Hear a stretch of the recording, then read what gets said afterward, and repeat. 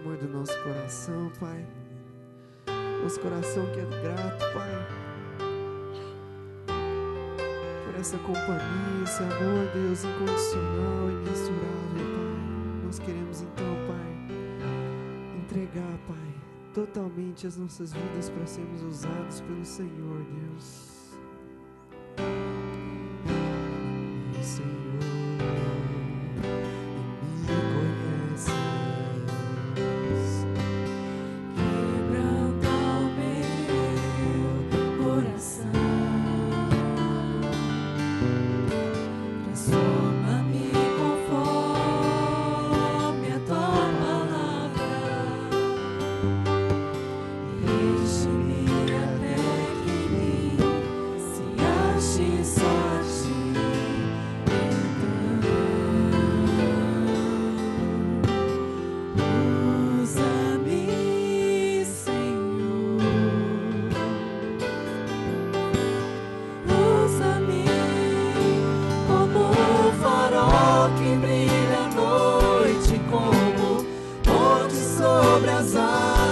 como abrigo no deserto, como flecha que acerta o alvo.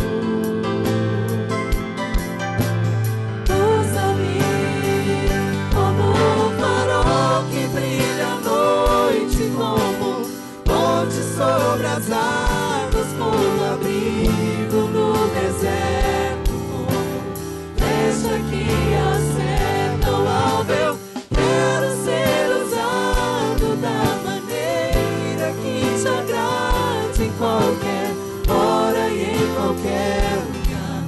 Eis aqui a minha vida, usa-me, Senhor, usa-me.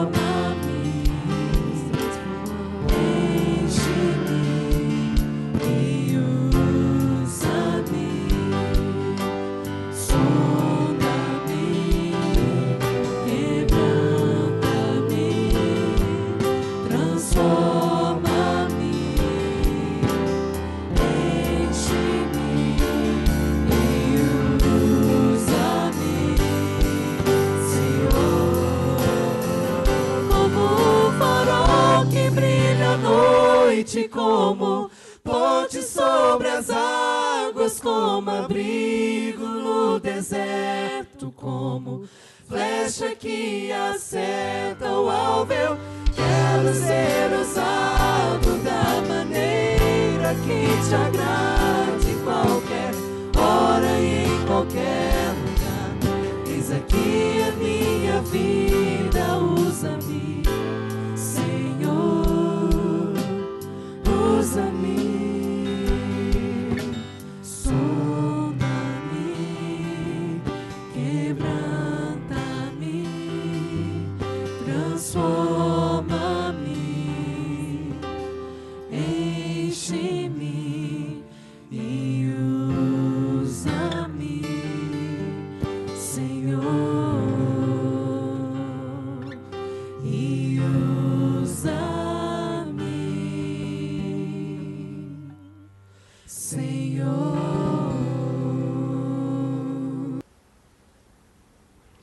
Respondeu Moisés: Mas eis que não crerão, nem acudirão à minha voz, pois dirão, o Senhor não te apareceu. Perguntou-lhe o Senhor, que é isso que tens nas mãos? Respondeu-lhe, um bordão. Então lhe disse, lança-o na terra. Ele o lançou na terra e o bordão virou uma serpente. E Moisés fugia dela. Disse o Senhor a Moisés, estende a mão e pega-lhe pela cauda. Estendeu ele a mão, pegou-lhe pela cauda e ela se tornou em bordão. Para que creiam que te apareceu o Senhor, Deus de seus pais, o Deus de Abraão, o Deus de Isaque, o Deus de Jacó. Disse-lhe mais o Senhor, mete agora a mão no peito. Ele o fez e tirando-a, eis que a mão estava leprosa, branca como a neve. Disse ainda o Senhor, torna a meter a mão no peito. E ele a meteu no peito novamente. Quando a tirou, eis que se havia tornado como o restante de sua carne. Se eles não te crerem nem atenderem à evidência do primeiro sinal, talvez crerão na evidência do segundo.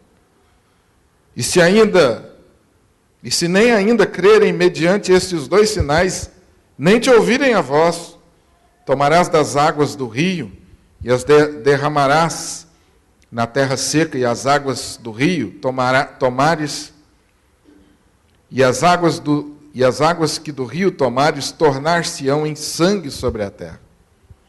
Então disse o Senhor a Moisés, então disse Moisés ao Senhor, Senhor, eu nunca fui eloquente, nem outrora, nem depois que falaste a teu servo, pois sou pesado de boca e pesado de língua. Respondeu-lhe o Senhor, quem fez a boca do homem? Ou quem faz o mudo ou o surdo? Ou o que vê ou o cego? Não sou eu o Senhor? Vai, pois, agora, e eu serei com a tua boca, e te ensinarei o que hás de falar. Amém? Deus abençoe essa palavra e possa aplicá-la no nosso coração mais uma vez, nesta noite. Nós já temos sido abençoados aqui esta noite, de várias maneiras, e uma delas, eu quero crer que você já foi abençoado, foi ao percebermos o mover de Deus, despertando pessoas para a realização da nossa EBF. Eu quero crer, tenho certeza, tenho convicção de que as pessoas que vieram aqui, que se dispuseram a estar, que se dispuseram a planejar, elas atenderam o chamado de Deus. E como foi muito bem dito aqui, não foram convocadas pela igreja. Elas foram vocacionadas por Deus para esse trabalho. E eu fui particularmente abençoado ao perceber o mover de Deus, porque é Deus quem nos leva a isso. Não é uma decisão humana, simplesmente intelectual, carnal. Há um mover do Espírito Santo nesse processo em que eu vou me dispondo nas mãos de Deus para ser útil, para ser usado. E eu quero crer que você foi abençoado ao perceber esse mover de Deus. Eu quero crer que você se alegrou, que você é grato a Deus, porque Deus está movendo no sentido de nos fazer cada vez mais úteis nas mãos de Deus. Pastor Rick Warren é autor de um dos livros mais lidos, né, um best-seller. Ele escreveu um livro muito conhecido, Vida com Propósito. Ele tem uma expressão que eu acho muito oportuna, que diz que a segunda decisão mais importante da vida de alguém é a decisão de crescer e ser usado por Deus. Aí você me pergunta, qual é a primeira, se essa é a segunda? A primeira é quando você entregou sua vida a Jesus como seu único e suficiente Salvador. Essa é a primeira decisão mais importante. Mais importante, Dona Isália, do que ter se decidido casar, viu? Essa foi a decisão com o seu Almir. Foi mais importante, né? A gente que está vivendo casado há muito tempo, olha para trás e vê como foi importante isso, mas tem coisas mais importantes. O dia que nós nos decidimos entregar nossa vida a Jesus Cristo, isso mudou tudo. E talvez você esteja pensando assim, bom, uma vez que eu tomei essa decisão, agora eu estou tranquilo. Não, é preciso você tomar uma segunda decisão. Durante muito tempo eu refleti sobre esse assunto e, sinceramente, eu não olhei para esse assunto, para essa questão nesse ponto de vista, que eu preciso me decidir acerca disso. Deus já me convocou, Deus já me tornou cooperador dele quando eu entreguei minha vida a Jesus. Alguém argumentando sobre esse fato diz o seguinte: se Deus tivesse nos salvado apenas para nos dar a vida eterna nos céus, nós seríamos salvos e imediatamente iríamos para o céu. Mas não, Deus nos salva e nos mantém aqui na terra com um propósito, e o propósito não é outro, senão sermos úteis, sermos usados por Deus. É por isso que a segunda decisão mais importante da nossa vida é essa decisão, a de ser usado por Deus. Eu não sei se você já refletiu sobre esse assunto nessa visão de que você precisa tomar essa decisão de se dispor nas mãos de Deus, se colocar inteiramente nas mãos de Deus para que Ele possa usar você. Eu percebo que, infelizmente, falta um pouco dessa consciência em nossas igrejas, porque muitas pessoas, com o passar do tempo, em relação à vida cristã, eles reclamam que a vida cristã torna-se meio monótona, reclamam que às vezes se sentem desanimados na caminhada da fé, e normalmente eu converso com as pessoas e pergunto, e aí, como vai? Tudo bem? A gente costuma brincar, né? Tudo na bênção. A pessoa fala, mais ou menos. O que é que está acontecendo? Está meio desanimado. E às vezes, quando você tem tempo, você escuta, né? Aquela lamúria. E aí você pergunta assim, o que está acontecendo? Né? Por que o desânimo na caminhada cristã? Meu irmão, não tem outra razão a não ser essa. Quando eu me decido por Cristo, mas não entendi, não tenho a consciência de que agora, uma vez salvo, eu sou instrumento de Deus e eu vou permanecer nessa terra com esse propósito. Quando eu não tenho essa visão, as coisas espirituais vão se tornando de fato cansativas, enfadonhas. Vai ficando chato esse negócio de vir à igreja. E você vai ficando cada vez mais dependente de uma dose maior de emoção para que você possa continuar a sua vida cristã. E você então nós então nos concentramos tudo essa necessidade, ou a satisfação dessa necessidade de um entusiasmo, de uma motivação maior, nós trazemos toda essa expectativa para o culto de domingo à noite. E nós esperamos que o culto de domingo à noite cumpra o propósito de me dar mais uma carga para que eu encare a semana. E essa carga tem que durar pelo menos durante toda a semana, porque no domingo eu vou tomar mais uma carga. Percebam como que a religião e a igreja muitas vezes está se tornando assim para nós. O culto de domingo à noite deixou de ser um culto onde eu venho para adorar a Deus, receber a instrução e tem apenas o aspecto motivacional. Eu quero receber aqui uma dose de entusiasmo para que eu consiga vencer todos os obstáculos.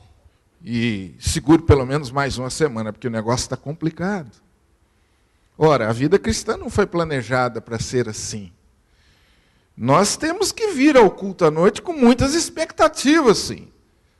Mas cuidado, porque pode ser que essa expectativa não seja plenamente satisfeita do modo que você entende. E você pode, ao invés de sair daqui motivado, você pode sair daqui mais cansado. E Por quê? Porque desmotivado na vida cristã, porque às vezes as reuniões da igreja vão assumindo esse caráter. E por que alguns de nós já estamos fazendo a opção de ficar em casa no domingo à noite, mesmo sem ter razões muito justificáveis? E eu tenho uma resposta única para você. Somente única. É porque você ainda não tem essa consciência. Porque, querido, não existe experiência mais profunda na vida cristã. Não existe nada na vida cristã que se compare à experiência de ser usado por Deus. Não existe nada que seja mais revigorador para a sua vida cristã. Nada que seja mais motivador para a sua vida cristã. Nada que vai trazer mais pique, mais alegria, mais entusiasmo do que você ser usado por Deus. Nada. Escreva o que eu estou te dizendo. Porque se você não teve essa experiência ainda, eu queria orar com você ao final desse culto para que você comece a viver nessa dimensão. E esse tem sido o propósito das nossas mensagens últimas, sobre o tema cooperador de Deus. Eu tenho escolhido alguns personagens bíblicos, a fim de que eles tragam para nós essa inspiração. E eu tenho usado a expressão que eu quero continuar repetindo: Deus está atuando no mundo e quer que você se junte a Ele. Vamos falar, só que vamos mudar. Deus está atuando no mundo e quer que eu me junte a Ele. Vamos falar isso? Deus está atuando no mundo e quer que eu me junte a Ele. O texto que nós lemos fala da experiência de Moisés.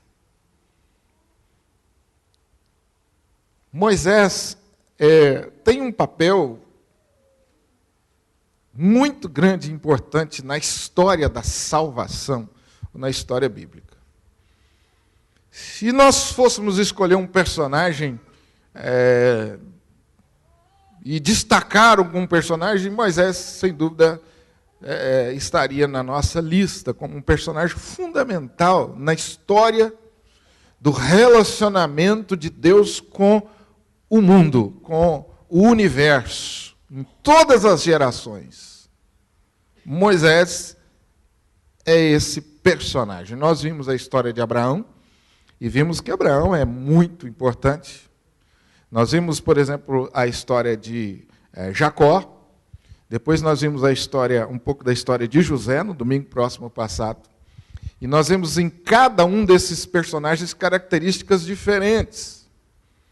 E Moisés também tem as suas características próprias. E o objetivo em escolher cada um deles é mostrar para vocês que eles são gente como nós. Você olha a história de Abraão e você fica fascinado. Pastor, como que esse homem foi usado por Deus? Você olha a história de Jacó e você pensa assim, pastor, que coisa extraordinária. Você olha a história de José, pastor, que história maravilhosa, emocionante. Agora você vai ver que a Bíblia não esconde os problemas. Você vai ver que a Bíblia não esconde as dificuldades, o lado humano desses homens, da fraqueza desses homens. Em Abraão, você percebe, a princípio, um homem assim quase que completo em todos os aspectos. Mas, à medida que ele vai vivendo com Deus, você percebe algumas dificuldades no seu caráter. Jacó, talvez desses personagens, ele seja o mais fácil de você perceber as suas fraquezas. Desde o seu nascimento, ele já mostra um lado humano assim, incrível. Já nasceu agarrado no calcanhar do irmão e já cresceu com aquele negócio no coração, com aquele problema de caráter que vai perpetuando. E tem problemas. E no domingo passado nós vimos que, inclusive, ele, como pai, deixou muito a desejar. Porque ele preferiu a José em relação aos outros. E isso trouxe muito transtorno para sua casa, para citar alguns dos problemas de Jacó. Então, é um homem complicado, Jacó. Mas nós vimos também como Deus usou esse homem. Deus levou esse homem a dormir e a sonhar com algo que Deus tinha para ele. Depois nós vimos a história de José. Essa, então, nem se fala. Como a história de José é recheada de desencontros. Desde a sua juventude, e a mensagem do nosso boletim faz referência a ele, né? Espero que vocês tenham lido, viu? A mensagem no boletim fala um pouco sobre ele. Não desista dos seus sonhos. Eu faço uma referência aí, que José teve um sonho, e aí começaram-se os seus problemas, porque diz o texto que ele teve um sonho, relatou os seus irmãos, e os seus irmãos o odiaram. Aqui começaram os seus problemas. Ele teve um sonho de Deus, Deus levou José a sonhar, e aí começaram-se os seus problemas. E vocês conhecem bem a história, nós não vamos repetir, que história é recheada de pequenas tragédias. Mas no final você percebe como Deus usou esse jovem, esse homem. Por que eu estou destacando inicialmente isso? Porque talvez o nosso argumento, quando alguém fala que Deus quer nos usar, talvez seja esse: pastor, mas eu sou assim, eu sou assado. Ah, pastor, mas o senhor não conhece a minha história, o senhor não sabe o ambiente que eu fui criado. Ah, pastor, o senhor não sabe das minhas limitações, como foi difícil. O senhor não sabe os problemas que eu estou passando hoje. Normalmente esse é o nosso argumento. Nós usamos as circunstâncias adversas para justificar o fato de que nós ainda não temos essa consciência. E cada um desses personagens nos mostra para nós que Deus quer usar cada um de nós do jeito que nós somos, com aquilo que nós temos. Complicados do jeito que nós somos.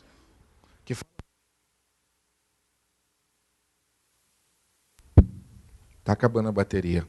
Socorre-me. Cadê? Ah, esse tem aqui, já tem um preparado aqui. Muito bem, obrigado.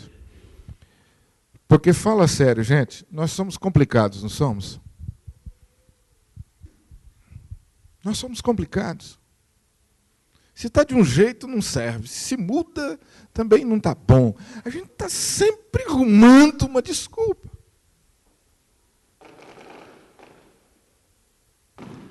Se eu fosse dar a oportunidade aqui, eu tenho certeza que eu ouviria histórias dramáticas aqui. Eu me recordo, quando eu falo sobre isso, da história do seu Manuelzinho, que já está na presença do Papai do Céu. Foi minha ovelha durante muito tempo, mais de 80 anos, quando eu conheci o seu Manuelzinho, e ele ouvia as minhas mensagens com muita atenção, e terminava as mensagens, ele vinha, me abraçava, agradecia, e falava assim: pastor, pode contar comigo, porque o senhor puder, viu? Eu não sei o que um velho igual eu, que toma mais de 20 remédios, pode fazer, mas pode contar comigo, né?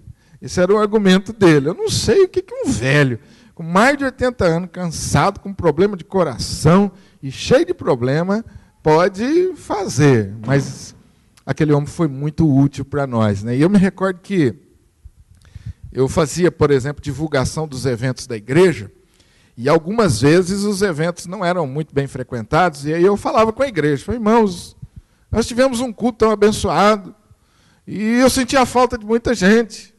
E terminava o culto, o São Manuel vinha falar comigo, falou: pastor, o que acontece? O pessoal tinha que vir. De que maneira eu posso ajudar? E eu falava para ele: venha. Ele falou: mas é muito pouco. Eu falei: não, o senhor não sabe quanto é importante a sua presença. Ele falou: pastor, mas por quê? Eu falei: não, porque o senhor, com esse tanto de problema, o senhor vem, quando eu for falar com a igreja, o senhor vai ser o meu modelo.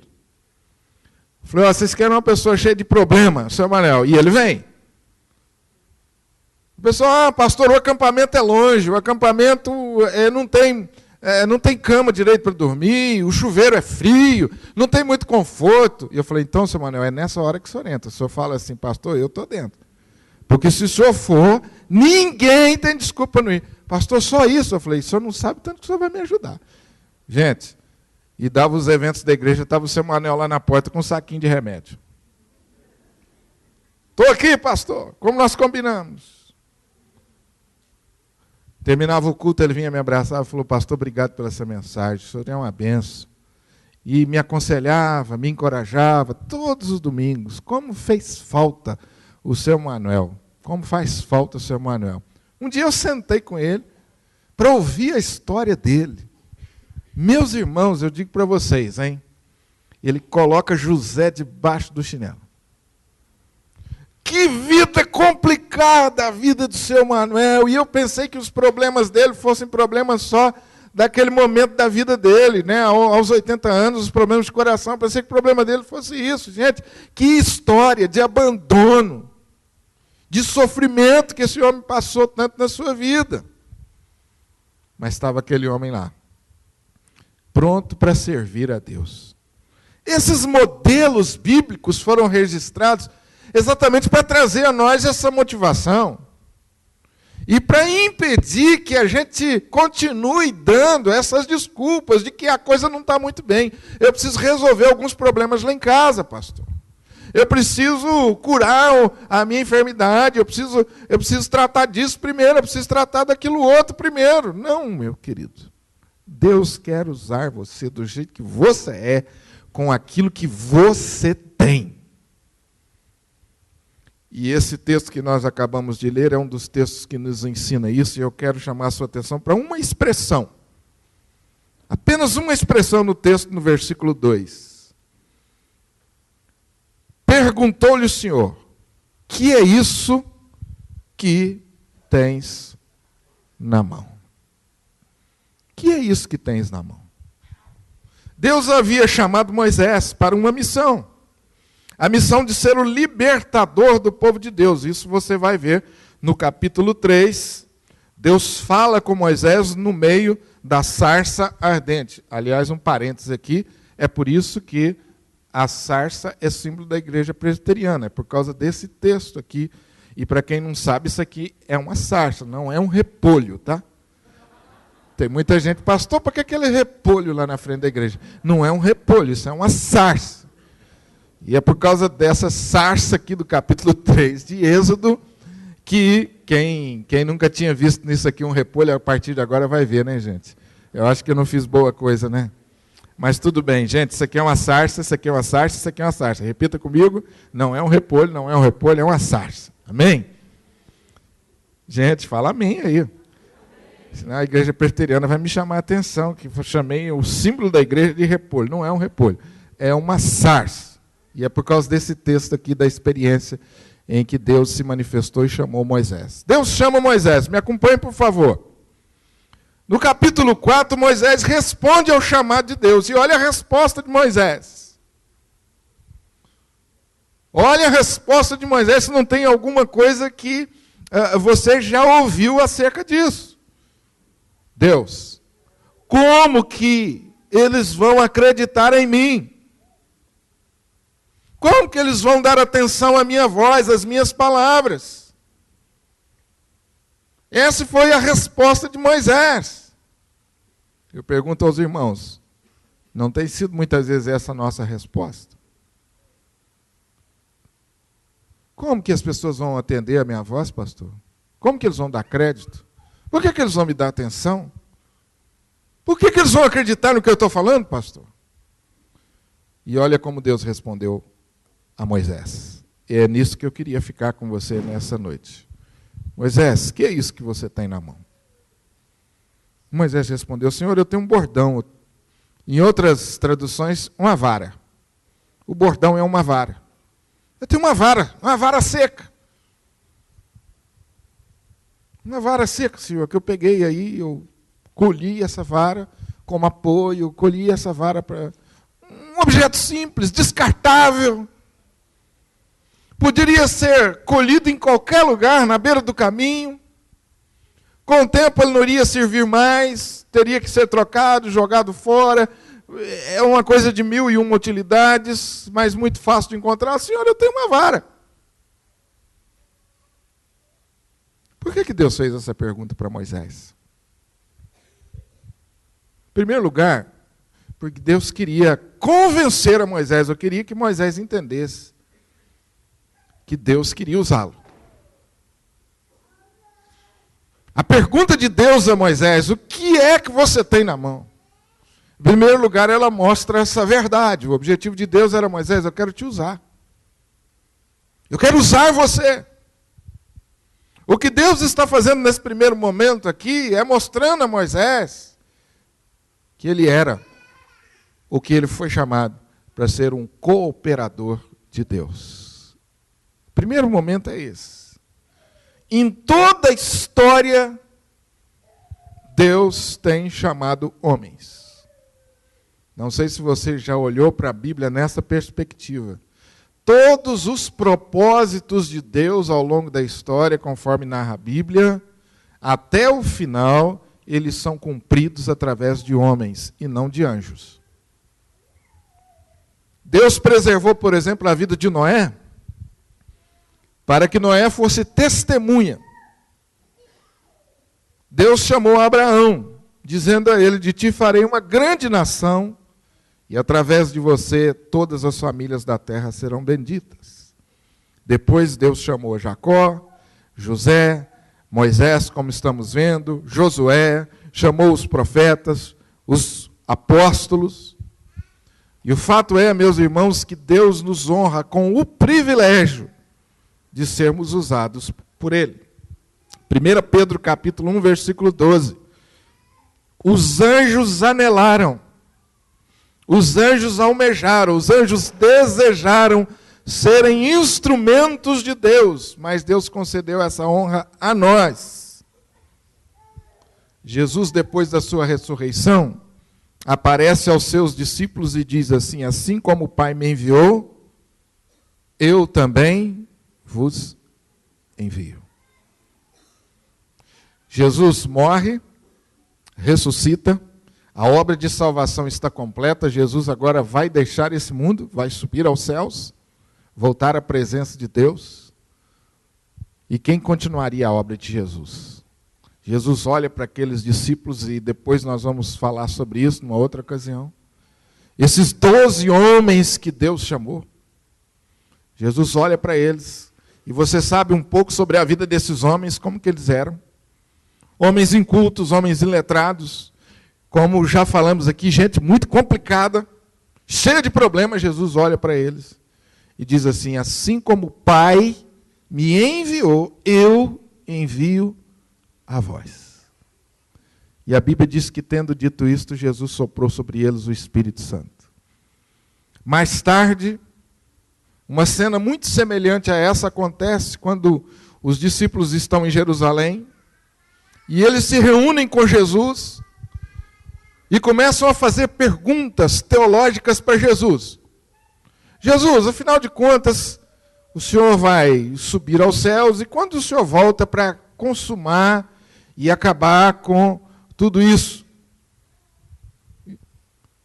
Os discípulos estavam cheios de curiosidades teológicas, doutrinárias. Eu acredito que deve ter acontecido aí a primeira escola dominical no Novo Testamento. Eu acredito. Jesus reunido com eles, e eles lá querendo conhecer mais. Mas olha bem a natureza humana. Senhor, quando é que o Senhor volta para exercer vingança nos romanos que dominam sobre nós? Para exercer vingança nesse povo aí que não aceita a gente? Quando é que o Senhor vai voltar para acabar com essa rejeição e mostrar que o Senhor é Deus de fato? Quando é que o Senhor vai acabar? Senhor, conta para nós esse segredo. E Jesus olha para eles e diz assim: nós não estamos reunidos aqui para isso. Não compete a vocês saber isso. Mas, continua o resto para mim. Mas, o que Jesus disse? Recebereis poder. Recebereis, Atos 1:8, mas recebereis poder. Bom, como vocês não estão sabendo de cor, vamos abrir a Bíblia lá? Eu pensei que vocês soubessem de cor. Então vamos lá, Atos 1:8. Eu vou a Bíblia com vocês, para que vocês leiam esse texto comigo. E esse é um dos textos mais importantes da Bíblia Sagrada. E eu e você precisamos saber esse texto de cor. Aquilo que é importante, nós precisamos saber de cor. Seu telefone você sabe de cor, seu endereço você sabe de cor, seu RG, seu CPF e Atos 1:8 também nós deveríamos saber de cor. Vamos ler juntos? Mas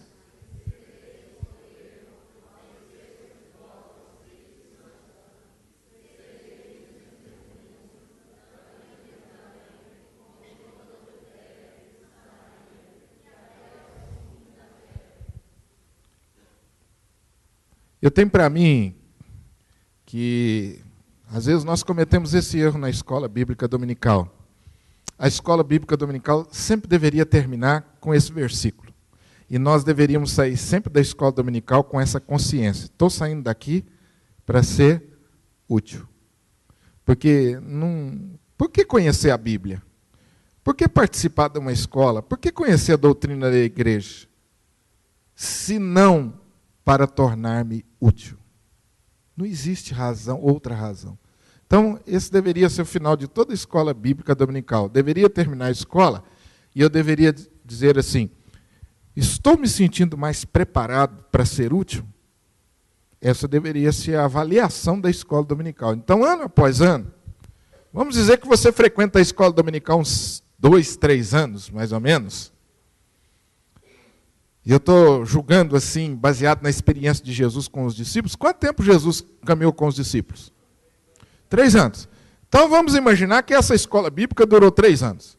Ao final de 3 anos, Jesus falou para eles: vocês estão prontos, saiam e continuem a minha missão. Então, eu estou imaginando que se você frequenta a escola bíblica por mais ou menos 3 anos, frequentemente assíduo, ao final desses 3 anos, você já deveria se sentir preparado para ser útil por Deus.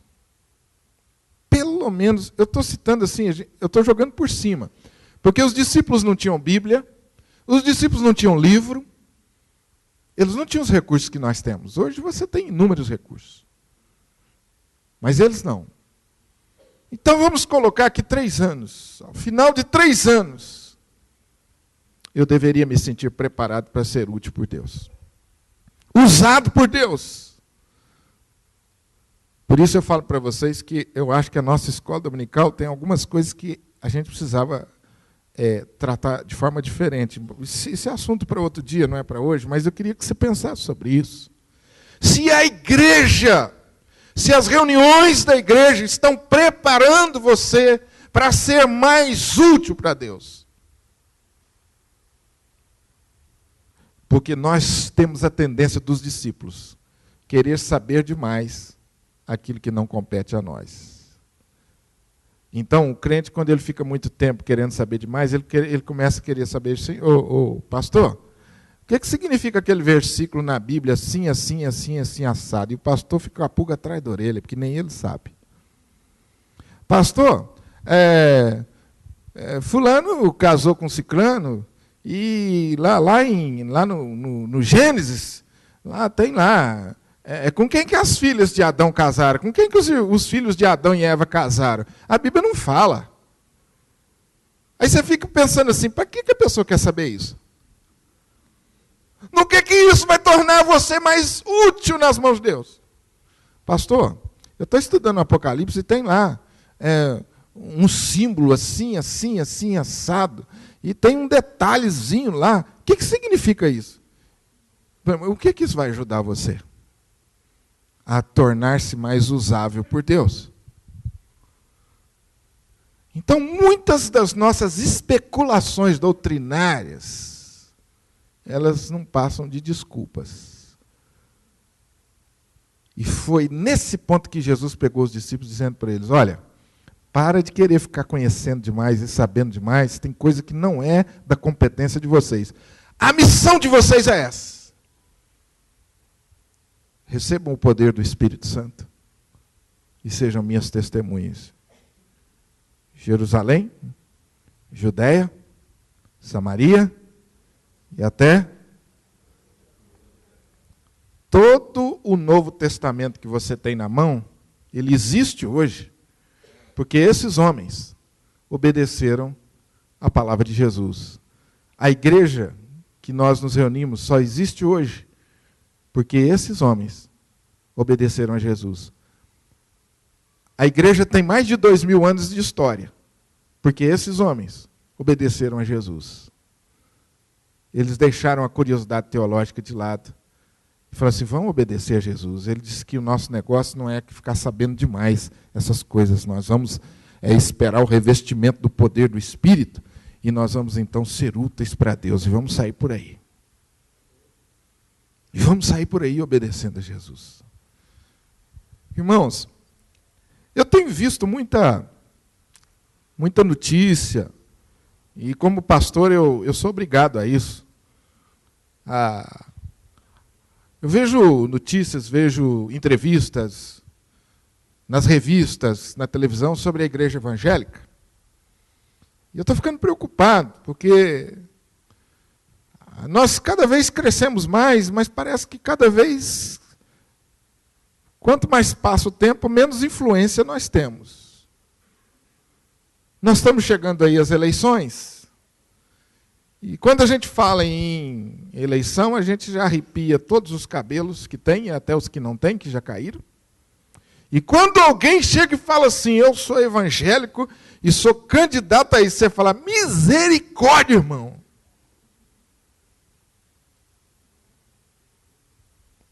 Sabe por quê? Porque está cheio de evangélico, no alto escalão, nos lugares públicos, dando um péssimo testemunho. E aí a gente começa a questionar e a perguntar, o que está acontecendo com a igreja? O que está acontecendo com a igreja? Então eu penso, irmãos, que a resposta de Deus para a igreja está aqui. Pare de ficar inventando coisa demais. Pare de ficar querendo conhecer demais. Pare de ficar inventando desculpas. Arregace as mangas e seja útil. Recebereis esse poder e sereis minha testemunhas. Ponto final. A indagação de Moisés aqui, meus irmãos, ela é sintomática. Ela é reveladora no sentido de que eu olho para a resposta de Moisés e vejo assim, meu Deus, parece que Moisés está sentado do meu lado na igreja, parece que sou eu que estou respondendo a Deus. E aí então Deus disse para Moisés, Moisés, eu imagino que Deus deve ter feito assim, falou, Moisés, o que é isso que você tem na mão? Moisés, eu quero usar você.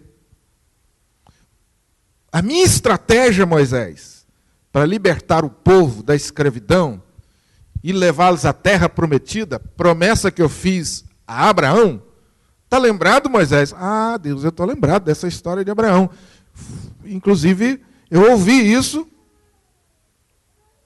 Então, Moisés, você faz parte desse projeto que eu comecei com Abraão. Agora, Moisés, o que é isso que você tem na mão? Ah, senhor, eu tenho uma vara seca. Eu falei, pois é, Moisés. Eu quero que você entenda que eu quero usar você com aquilo que você tem na mão.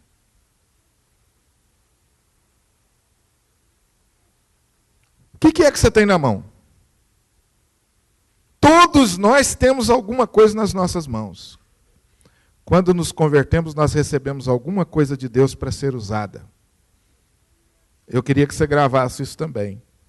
Quando nos convertemos, nós recebemos alguma coisa de Deus para ser usada. Sabe como se chama isso? Dom. A Bíblia fala para nós em diversos lugares sobre dons espirituais que Deus concedeu a nós para servir. E eu vou citar um texto para você. 1 Pedro capítulo 8. 1 Pedro capítulo 4, versículo 8. Diz assim, quando Jesus subiu às alturas, levou o cativo o cativeiro e concedeu dons aos homens. E no versículo 10 ele diz assim, servi uns aos outros conforme o dom que recebeu. Ponto final. Jesus, quando ressuscitou e cumpriu a obra de redenção, ele capacitou você. Ou seja, ele concedeu dons. E você pergunta, para quê? Para que nós possamos servir uns aos outros. E o restante do texto diz, servir uns aos outros conforme o dom que recebeu. Pedro ainda fala sobre esse aspecto da nossa vida cristã, nos chamando como dispenseiros da multiforme graça de Deus. Então, o que Pedro está querendo dizer? Nós recebemos um dom, e agora eu sou dispenseiro, eu dispenso, eu compartilho a multiforme graça de Deus, ou as muitas formas de Deus, da sabedoria de Deus. Eu agora sou dispenseiro, eu compartilho.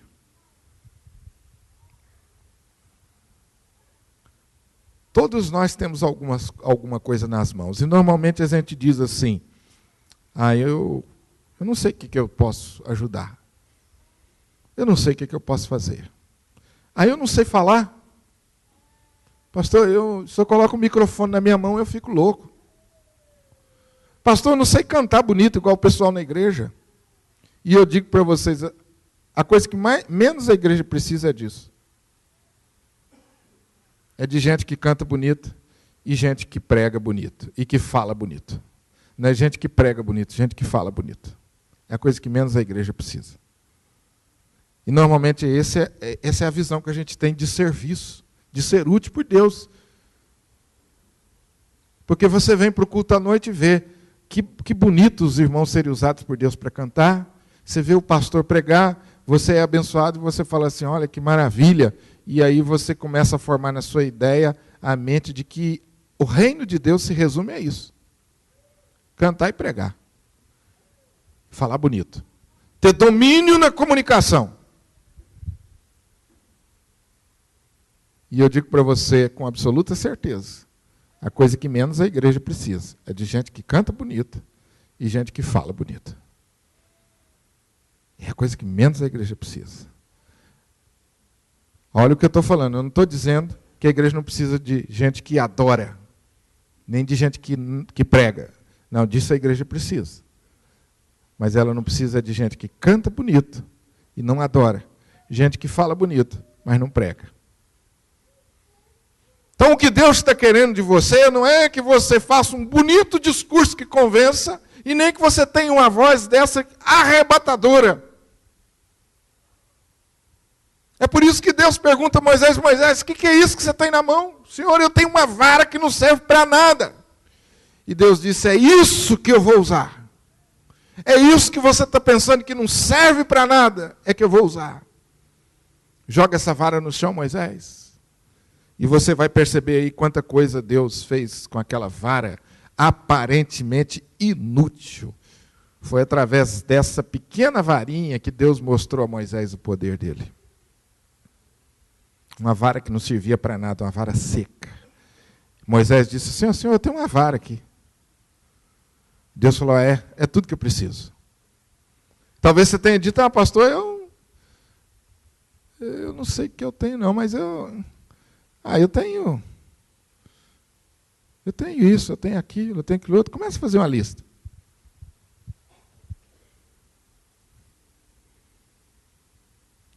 Deus quer usar o que você tem, mesmo que pareça insignificante. Aliás, meu irmão, Deus sempre usou coisas simples para dar grandes lições aos homens. Você conhece a história de Sansão? Juízes capítulo 15, versículo 15. Deus colocou na mão de Sansão uma queixada de jumento, que ele achou jogada. E através daquela queixada de jumento, ele feriu 1000 homens. Deus precisava daquela queixada de jumento para matar alguém, para ferir alguém? Mas por que ele fez com que Sansão tomasse uma queixada de jumento?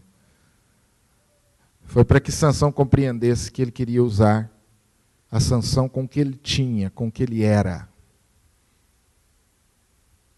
Elias vai até uma viúva pobre que não tinha nada para comer, e Deus realiza um milagre a partir de algo insignificante. um punhado de farinha e azeite. O que é que você tem? Não, eu tenho um pouquinho de farinha e azeite. É tudo que eu preciso. Talvez essa tenha sido a sua resposta. Pastor, eu estou custando dar conta de mim mesmo? Eu estou custando a resolver os meus problemas pessoais? Talvez você tenha dito assim, pastor, o senhor está falando aí, mas o senhor não conhece a minha história. Eu podia, de cara assim, podia falar para o senhor uns 5 episódios dramáticos da minha vida. Uns 5 situações terríveis. E eu diria para você, é isso que Deus quer usar. É essas coisas terríveis que aconteceram na sua vida que Deus quer usar. Pastor, a minha história é difícil. Exatamente essa história é o seu bem mais precioso. Foi como você lidou, como você enfrentou, como você cresceu através dessa experiência. Eu sei que alguns dos irmãos aqui têm histórias tristes. Mas eu olho para vocês e vejo que vocês passaram por elas e estão firmes na fé. É isso que Deus quer usar.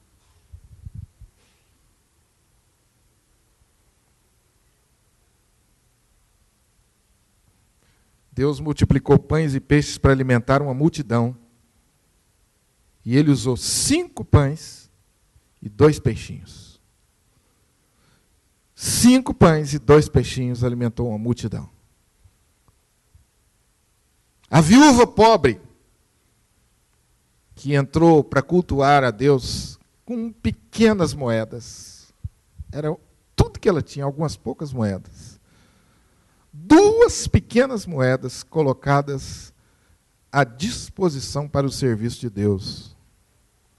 E Deus nos dá um ensino valioso através daquelas 2 pequenas moedas. Que é isso que você tem na mão? Em terceiro lugar, essa pergunta revela que Deus quer ver a sua fé. No que consiste a fé? Na obediência. Moisés, lança essa vara na mão e eu vou mostrar para você que eu vou usar o que você tem. E depois que Moisés obedeceu a Deus, experimentou um pouco do poder de Deus, versículo 12, vai, pois agora, e eu serei com a tua boca e te ensinarei o que hás de falar. Vai. Tudo que Deus pede de mim, de você, é isso. Se disponha. Se disponha. Use o que você tem. Deus não está pedindo nada do que você não tem. Pastor, graças a Deus, eu fui tão privilegiado. Fiz uma faculdade, tenho uma boa profissão. Eu pergunto a você já colocou isso nas mãos de Deus? Pastor, eu tenho uma empresa, graças a Deus está indo tão bem, as pessoas compartilham isso comigo. Você já colocou essa empresa nas mãos de Deus? Pastor, eu tenho um trabalho, graças a Deus, um trabalho muito bom. Você já colocou isso nas mãos de Deus? Pastor, eu tenho um carro. Foi tão difícil comprar esse carro, mas graças a Deus, um carro bom. Eu uso ele, ele me coloca nas mãos de Deus. Eu estou falando de coisas materiais. Eu estou te falando de recursos intelectuais. Curso que você tenha feito, habilidades que você tenha. Você não sabe quanto que para fazer um EBF, como essa que nós vimos aqui, precisa de gente nos bastidores. Você não sabe o quanto que são úteis as pessoas dos bastidores, que nunca, quem sabe, receberam uma placa aqui na igreja, e evento após evento a gente nem menciona o nome deles. Mas você não sabe o quanto eles são importantes. Sabe o que eles usam? Habilidade. Habilidade para cozinhar. E a gente só vê isso na hora que está lá sentado nas mesas comendo aquela comida deliciosa. Às vezes a gente pergunta, quem fez essa comida abençoada? Depois vai embora e esquece. Mas imagine os eventos da igreja sem comida, hein, Jair? Hein, dona Zeni? Graças a Deus pela vida de vocês. Porque eu não consigo ficar o tempo que vocês ficam no calor de uma cozinha. Não consigo ficar nem meia hora lá. Todas as vezes que eu participo disso, eu dou graças a Deus pela vida de vocês. Eu estou citando o exemplo de vocês, mas eu poderia citar tantos outros. não fazem discurso, não cantam uma música bonita, mas usa essa habilidade para servir a Deus. Qual é a sua habilidade? O que você recebeu de Deus? Qual é o seu dom para servir?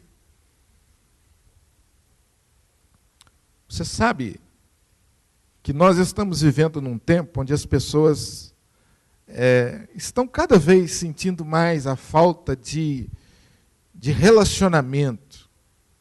Cada vez elas sentem mais falta de serem percebidas. O nosso tempo, ele é marcado por isso. E é por isso que é tão importante um abraço, um aperto de mão e um sorriso. E eu pergunto, você pode oferecer um sorriso, um abraço, um aperto de mão? Você pode oferecer uma oração? Ah, pastor, mas isso é tão pouco. Pois é isso que precisa. Vocês estão me entendendo, amém? Porque às vezes a gente fica procurando um negócio assim, não, eu quero fazer um negócio que vai abalar, né? que vai impactar. Meu irmão, use o que você tem, esse sorriso maravilhoso, esse abraço, essa sua generosidade, a sua alegria. É isso que precisa. Deus quer usar você com o que você tem. Você não é capaz de fazer um discurso, mas eu tenho certeza que você é capaz de ouvir. Como as pessoas sentem falta de alguém para ouvir. Como as pessoas sentem falta de alguém para ouvir. As pessoas reclamam que entram e saem das igrejas e não são sequer vistas. Quem sabe você não poderia se levantar e ser um desses que vai enxergar as pessoas? É difícil isso? É complicado? Precisa fazer alguma faculdade de teologia? Não precisa. Precisa ler algum livro? Não precisa. Basta você oferecer o amor que você tem em abundância. Sair da sua zona de conforto. Eu não sei. Nós cantamos uma música hoje e eu fiz questão de anotar o refrão dessa música. Diz o seguinte: sonda-me, quebranta-me, transforma-me, enche-me e termina com usa-me. Às vezes nós vamos muito bem no sonda-me, conseguimos chegar no quebranta-me. Muitos de nós já estamos sentindo a transformação de Deus, mas paramos aí. O processo de Deus termina quando você chega no usa-me. Você se torna um vaso útil nas mãos de Deus. É por isso que Deus te sonda, é por isso que Deus quebranta, por isso que Deus te transforma, é por isso que Deus te enche, para que você seja usado. Eu estou terminando essa mensagem e queria fazer para você um apelo. Se disponha a ser útil. Saia da sua zona de conforto e use o que você tem. Você é um cooperador de Deus.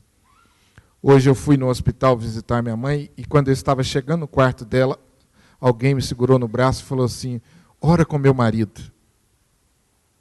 Ele está precisando muito de oração. Estou falando do William. O William, que era da 5ª igreja, está no 8º, teve uma convulsão, está lá no setor de urgência.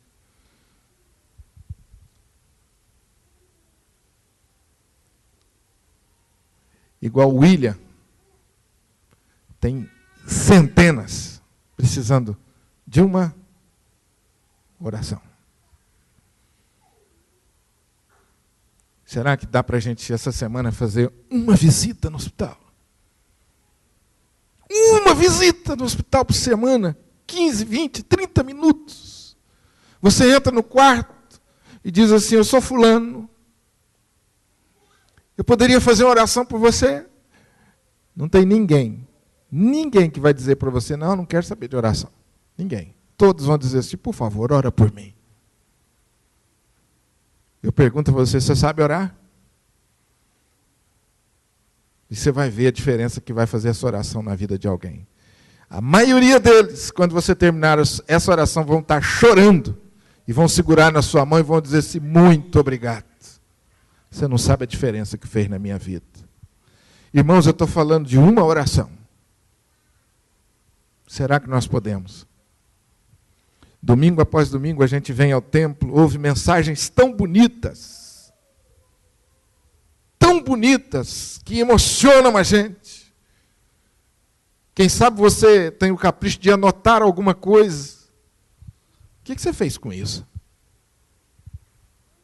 Você não poderia compartilhar isso com alguém durante a semana? O seu colega de trabalho, o seu vizinho. Você não poderia, meu irmão, pegar esse boletim que tem uma mensagem e que muitos de nós estamos embolando e jogando fora? Você não poderia recortar essa parte da frente? Não precisa recortar essa parte, entregar a parte do fundo, não. Só essa primeira folha. E diz para ele assim: essa foi a mensagem que o pastor da igreja escreveu, eu trouxe para você. Eu pergunto aos irmãos, é complicado? As pessoas estão precisando disso. De um folheto, de uma mensagem, de uma oração, de um aperto de mão, de um sorriso. E eu e você podemos fazer isso. Eu quero terminar, e não estou fazendo aqui desabafo de forma nenhuma, pelo contrário. Mas você sabe por que tem muito crente dando problema nas igrejas e sendo motivo de escândalo? Porque não chegou no usa-me ainda. Deus não chamou você para ser pedra de escândalo. Deus não chamou você para ser mais um. Deus não chamou você para fazer fofoca. Deus não chamou você para comentar, para achar defeito em nada. Deus chamou você para ser usado. E se a sua boca não tem sido para isso, cuidado. A Bíblia diz que se o sal não serve para ser salgado, para que ele serve? Mais nada.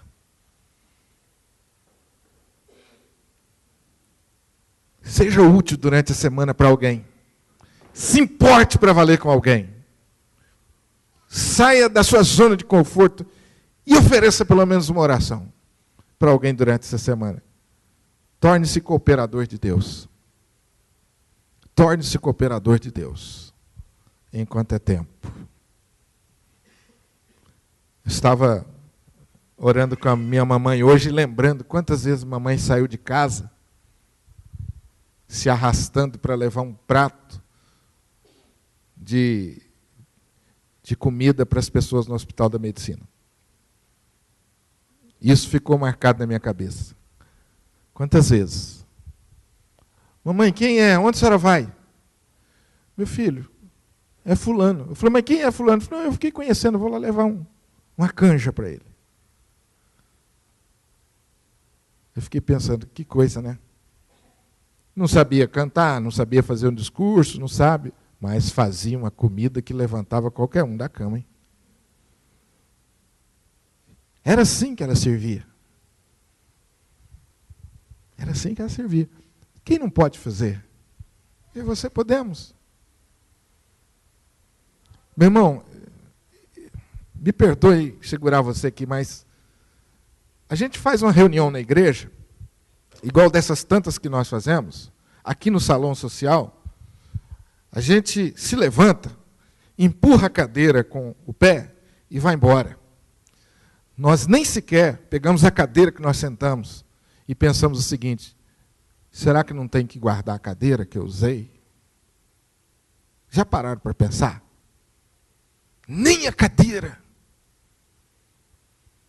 Esses dias eu chego aqui durante a semana e pego um punhado de boletim e de envelope no chão. Será que não dá para a gente se agachar e pegar um envelope e guardar, e colocar no lugar? Coisa simples, né? Poxa, pastor, mas isso é muito simples. Pois é, isso que está faltando. É isso que está faltando, gente. Para mim, para você, é isso. A partir do momento que eu entro para adorar numa igreja, participar de um culto, e só me preocupo comigo mesmo, a minha vida está morrendo. A partir do momento que eu entro na igreja para adorar, e a única coisa que eu vejo sou eu mesmo, a minha vida está morrendo. Cuidado.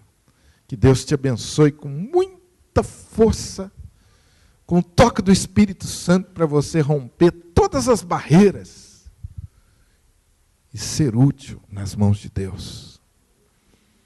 Quando você abrir a sua boca, pense assim, eu estou sendo benção.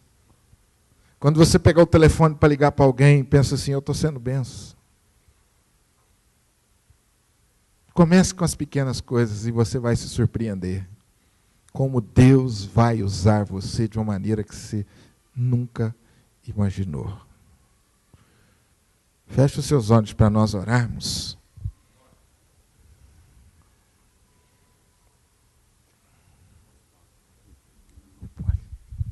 Irmãos, me perdoem a audácia, mas o Espírito Santo está me incomodando e eu não posso me calar. Quando cantou aquela música, Usa-me, o Espírito Santo me mandou levantar, antes da oração.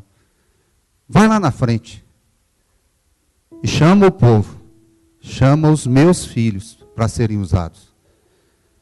E eu fiquei sentado. E falei, Senhor, me dê um sinal. Essa foi a palavra. E eu não suportei ficar no banco.